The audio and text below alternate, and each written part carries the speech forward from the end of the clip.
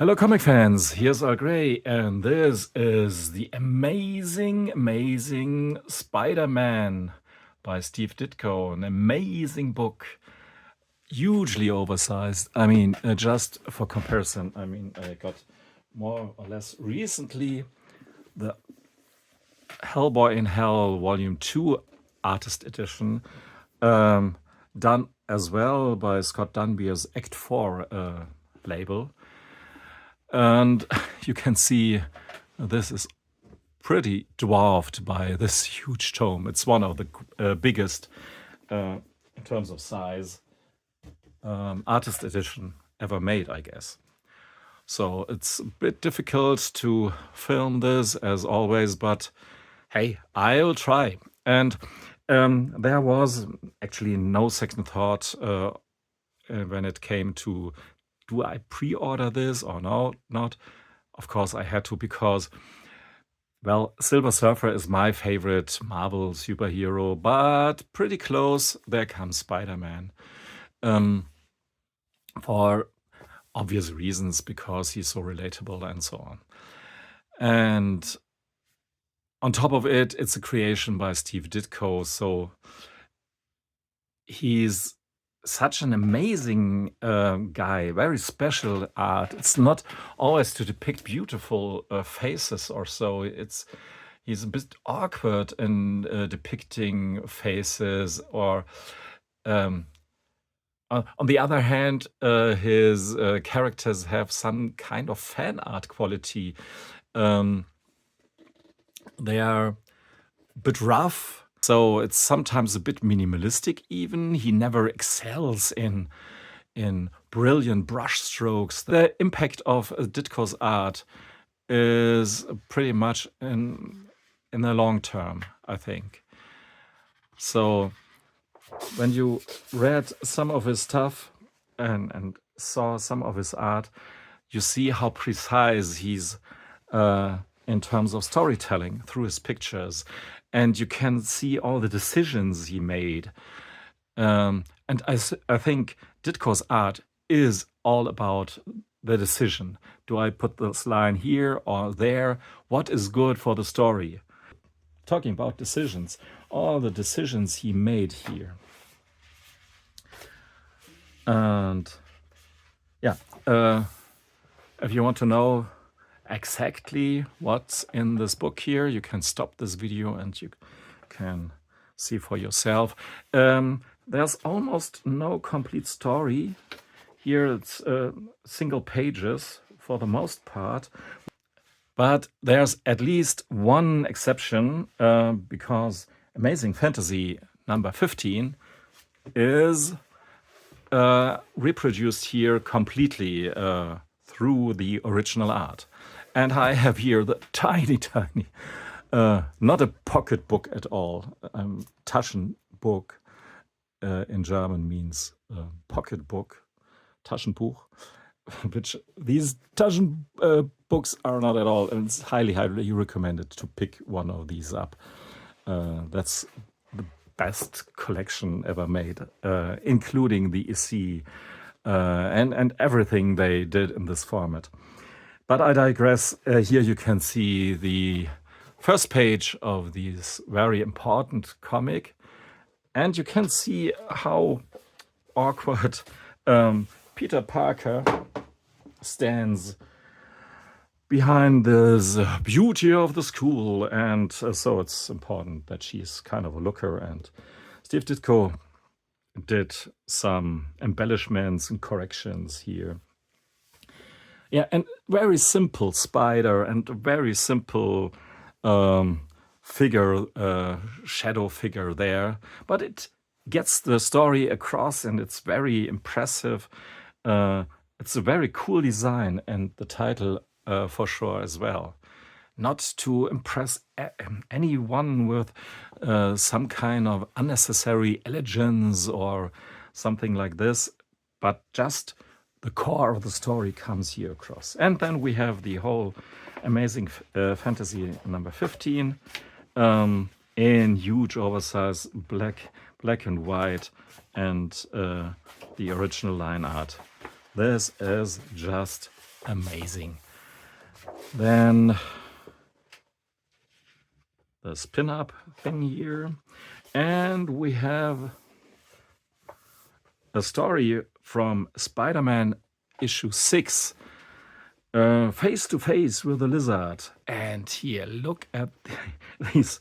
Yeah, this is the lizard. He's some kind of a tragic guy. I want to talk about these crocodiles. Look at these crocos. I mean, these are not photoreferenced crocodiles, not at all. How it is made, how it is created out of simple lines, simple structures like these. It literally flows out of the pen of the artist. And these lines form one after another the whole picture of these creatures here. If you want to say, hey, this is not realistic at all, why is this head so long, and this is not just foreshortening, there's difference, and this looks a bit awkward, probably, but I think these pictures are beautiful, and it really serves the moment in the story. I have this thing, of course, in color as well, in my little pocketbook here, my Taschenbook, and there you go, in full color. It is, of course, very impressive as well. Let's flip a bit through this book, and here we have the scene in which it's made clear perfectly, yet very simple, that this lizard guy here is actually a good guy, and the happy end is pretty close. This is nice as well, even though it's a bit tragic, because you can see how the page here was torn and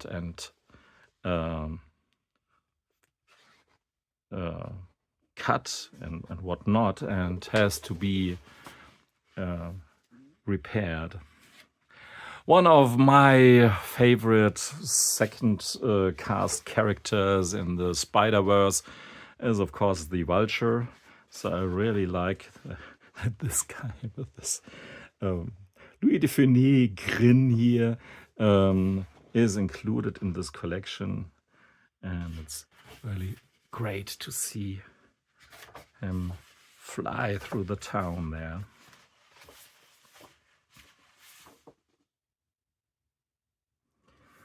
So I haven't put some markers in, and it would take forever to go through this book, so I go randomly through some pages here and there to give you an impression about the art of Steve Ditko, who clearly improved. I mean, I said that some of the quality of his art is, for me, really this awkwardness, which sort of represents the character of Steve Ditko. I think he always seemed to be an awkward, distanced, maybe even a bit autistic human being.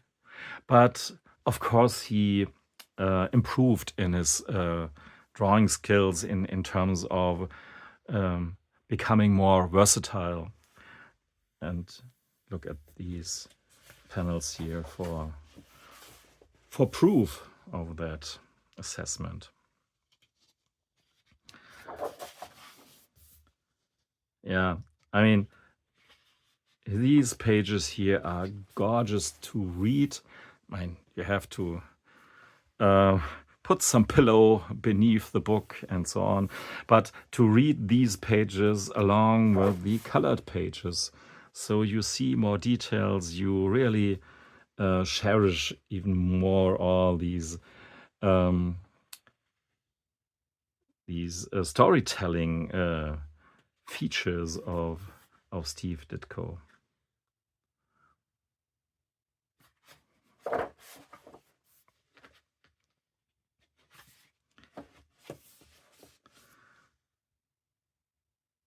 It's obviously a great collection of original art that Scott Dunbier assembled here. And this looks a bit like Mr. A, or how he's called, the character he later on used for his more underground fanzine, or his very own magazine, comic magazine, about the guy who just knows good or bad, reflecting on his very personal beliefs. Never have read some Mr. A, but I'm curious to read actually some story of that. So the Molten Man, and yeah, this is actually, everything is colored here with a black felt marker, I guess. So yeah, that's some work for itself, and of course a very cool cover page. And among all these more or less perfectly finished pages, there is one maybe preparation sketch for this page here, which is very neat to see.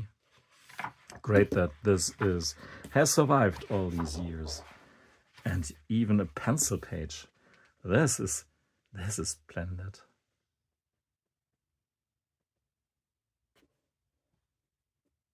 All these construction lines to get the proportions right and the face right. That's fantastic.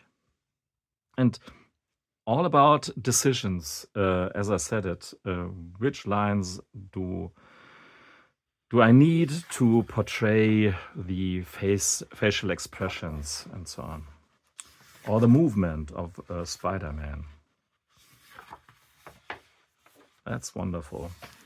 I mean, these pages are worth alone, I think, to be collected in such a beautiful book.